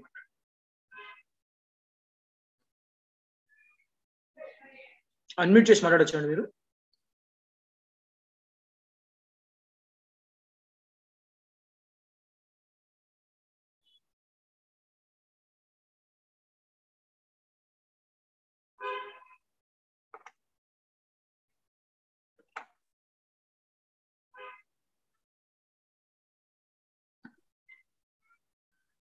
సార్ మనం ముగిద్దామా అంటే? ఎవరేం అడగకపోతే ముగిద్దాం. అదే అంటే మీరు వివరంగా చెప్పారు కదా. వివరంగా చెప్పానా అర్థం కాలేదు రెండిట్లో లేదు. అలా ఉండదు సార్. అట్లా ఉండదండి. అంటే ఏదో ఒక. ఓకే, ధన్యవాదాలు సార్. అలాగే మనకు వచ్చే వారం ఎలగరి గురించి సార్ ప్రసంగిస్తారు. ఆ కార్యక్రమం ఆజవాల్సిన కోరుతూ ఈరోజు మనకు సమయం కేటాయించి గత వారం, ఈ వారం, అలాగే వచ్చే వారం 3 వారాల పాటు మన సమయం కేటాయించినందుకు ధన్యవాదాలు సార్. అయితే చాట్ బాక్స్ లో ఒకటి వచ్చింది సార్, ప్రతీకకి భావచిత్రానికి గల భేదం 2 మాటల్లో టూకీగా తెలియజేయగలరు అని. లాస్ట్ వీక్ కూడా మనం ఒక మాట అనుకున్నాం దీని గురించి. భావచిత్రంలో దాన్ని వాచ్యంగా ఎక్కడో ఒక దగ్గర చెప్పేస్తాడు. భావచిత్రంలో ఇవాళ తువ్వాల గురించి మాట్లాడుతున్నాను అని ప్రారంభించిన కవితలో తువ్వాలంటే ఎవరు, నా అర్థాంగి అని అనేస్తాడు, ప్రతీకలో అనడు. ఇది ప్రధానమైన తేడా. అక్కడ ఒక వస్తువు, ఇది ఒక తేడా. రెండవ తేడా, అక్కడ ఒకే వస్తువు వర్ణిస్తాడు కానీ 2 వస్తువులు ఉంటాయి. అక్కడ ఒకే వస్తువుని పోలికలుగా చెప్పకుండా ఉంటుంది. ఒకే వస్తువులో 2 వస్తువులు ఇమిడి ఉంటాయి. ఈ రెండవ వస్తువు యొక్క కీలకం ఎక్కడో ఒక దగ్గర కవితలో వ్యక్తమవుతుంది, భావచిత్రంలో. ప్రతీకలో అది కూడా వ్యక్తం కాదు. అది ప్రధానమైనటువంటి తేడా. ధన్యవాదాలు సార్. మిత్రులు మనం ముగిద్దాము. ప్రకాష్ గారు మాట్లాడండి. నమస్తే సార్. చాలా విస్తారంగా, వివరంగా, వైయక్తిక ఈ వర్గీకరణలు అన్ని కూడా చాలా బాగున్నాయి సార్. అర్థం కాకపోవడం అనేది కాదు, కానీ ప్రతీక లక్షణాలు ఇవి ఆధునిక కాలంలో వీళ్ళు అందరు రాస్తున్న వాళ్ళు మీ పాఠాలు వింటే గనక కొంత అంటే ఒక అంశాన్ని ఖండంగా అఖండంగా కవితలో అక్కడక్కడ చేర్చడం, మొత్తంగా ప్రతీకగా తీసుకోవడం చాలా బాగుంది సార్. అంటే విమర్శకులకి, ఇటు ఆధునిక కవిత రచయితలకి కూడా కథా పరంగా మీరు ఇంకా విస్తారంగా మరొక ప్రసంగం చేస్తారని కోరుతున్నాను సార్. కథాపరంగా మనకేంటంటే వచ్చే వారం ఆ విషయం వస్తుందండి. ఏంటి అని అంటే, మీకు ప్రతీక సహాయం లేకుండా ఎలగరి నడవదు. ప్రతీక సహాయం లేకుండా మనకి ఎలగరి నడవదు. అది మనకి ప్రధానంగా గుర్తించాల్సింది. ఇప్పుడు ప్రతీకలో సంఘటన, సందర్భం తెలుసుకోవాల్సిన అవసరం ఉంటుంది. భావచిత్రంలో అలా కాదు. అంటే భావచిత్రంలో సందర్భం తెలియాల్సిన అవసరం ఎందుకు లేదు అంటే, కవియే దాన్ని విప్పి చెప్పేస్తున్నాడు కదా, అందుకని సందర్భం తెలియాల్సిన అవసరం లేదు. వాడు విప్పి చెప్పకపోతే మనకు సందర్భం తెలియాల్సిందే. ఒకటి. రెండవది, భావచిత్ర కవిత ఎక్కువగా ఒక చారిత్రక సందర్భాన్ని, సమాజంలో చరిత్రలో జరిగినటువంటి ఒకానొక విషయాన్ని వ్యక్తం చేసేటటువంటి పద్ధతిలో భావచిత్ర కవిత ఉండదు. అది ఎక్కువ భాగం ఎలాంటి స్థితిలో ఉంటుంది అనంటే, తన వ్యక్తిగత అనుభూతిని వ్యక్తం చేయటానికి తన ఒక రకంగా చెప్పాలంటే లాస్ట్ టైం మనం చర్చలో వచ్చింది, అనుభూతి కవిత్వానికి దగ్గరగా ఉంటుంది అని అనుకున్నాం చూసారా. అలాంటి లక్షణానికి ఎక్కువగా పనికొస్తుంది. అందుకని దాంట్లో సమయము సందర్భము వెంటనే తెలియవలసినటువంటి అవసరం ఉండదు. ఎందుకంటే అది తాత్కాలికమైన అనుభూతిని ఒక ఒక ఒక చిన్న ఆనందాన్ని ఒక ఫీల్ ని చెప్పేటటువంటి స్థితిలో ఉంటుంది. ప్రతీక ఆ ఫీల్ లో ఒక తాత్వికమైన సత్యాన్ని చెప్పడానికి ప్రయత్నిస్తుంది కాబట్టి దానికి సందర్భము తెలియాలి, కాలము తెలియాలి, దాని వెనక ఉన్న ఒకానొక నేపథ్యము తెలియాలి. కవి కవి రాస్తున్న కవి ఎవరైనది కూడా భావజాలం కూడా తెలియాలి. భావచిత్రానికి అది సమస్య అన్నమాట. ప్రతీక చాలా నిగూఢమైందండి, దాంట్లో ఏం సందేహం లేదు. భావచిత్రం కంటే చాలా నిగూఢమైంది. అందుకనే చాలా కవిత్వం అలాంటిది రాదు. అలాంటి కవిత్వాన్ని విశ్లేషించేటటువంటి పని కూడా మనకి చాలా తక్కువగా జరిగింది. శ్రీరంగం నారాయణ బాబు గారి విషయంలో ఆరుద్ర, రోణంకి అప్పలస్వామి చాలా కొత్త సంకేతాలు, అలాగే యువి నరసింహమూర్తి గారు తరువాతి కాలంలో ఆయన సంకేతాలని వెలుగులోకి తెచ్చారు. అట్లాగే శ్రీశ్రీ విషయంలో జీవి సుబ్రహ్మణ్యం గారు, కేకేఆర్ గారు లాంటి వాళ్ళు ఆయన మీద పిహెచ్డి చేసినటువంటి వాళ్ళు కొంత తెచ్చారు. ఆ తరువాత ప్రతీకలకు, ధ్వనికి, ప్రతీకల యొక్క స్వభావాన్ని విశ్లేషించే క్రమంలో వీరభద్రయ్య గారు, శేషేంద్ర ఎక్కువగా పనిచేశారండి. ప్రతీక నిగూఢమైంది అన్న దాంట్లో ఏ రకమైన సందేహం లేదు.